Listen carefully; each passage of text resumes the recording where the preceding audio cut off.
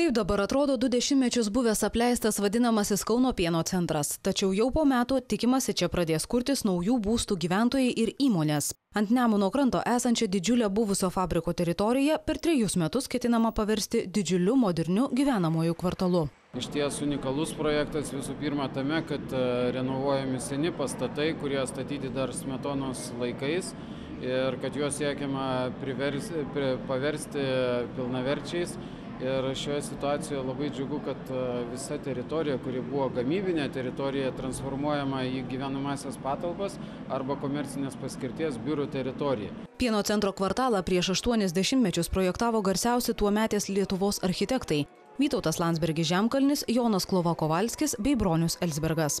Pirmasis statybų etapas žadama bus baigtas per metus. Iš viso kvartalas užims daugiau nei 12 000 kvadratinių metrų, o pirkėjams bus pasiūlytos ne tik komercinės paskirties patalpos, bet ir 200 butų, kotedžų su atskirais įėjimais ir uždarais kiemeliais bei modernus loftai.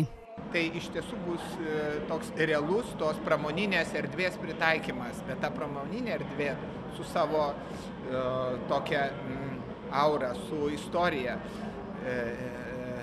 skirtingai negu daugelis mūsų vadinamų loftų, kurie įrengiami tarybiniuose apleistuose fabrikuose, kuriuose nėra nieko kito išskyrus kad erdvė. Visų pirma, tai yra vieta, unikaliai išskirtinė vieta, čia pat yra vanduo. Jeigu žinome, tarkim, Europos pavyzdžiai, visi projektai šalia vandens, Londonas, Berlynas yra unikalios vietos. Čia sakyčiau, gal net ir geresnė architektūra ir netgi geresnė vieta. Iki pat senamiesčio vos kelios minutės yra naujai sutvarkyta požeminė perėja, kur gali išeiti į pačią Nemuno krantinę ir per 5 minutės nukeliauti iki Žalgirio arenos, iki to paties Kauno senamiesčio. Per 3 metus į Karaliaus Mindaugo apartamentus ketinama investuoti 25 milijonus litų.